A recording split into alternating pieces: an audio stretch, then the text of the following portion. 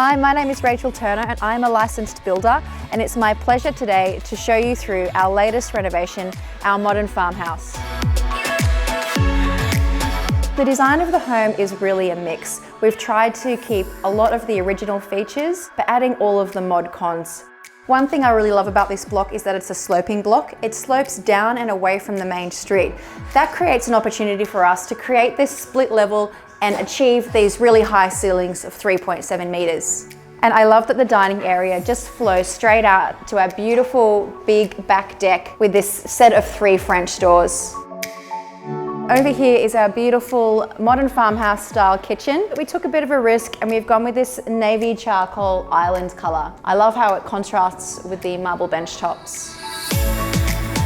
I love this old recycled oak door that we've converted into the barn door leading to the pantry.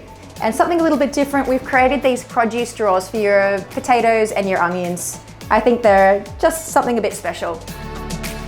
And here is the master bedroom. I love this space. And this used to be the second bedroom, but we have converted it into the wardrobe of all wardrobes. Heaps of space for all of your shoes, her clothes, her clothes, her clothes, and maybe some space for his clothes too. Up this end is the children's part of the home.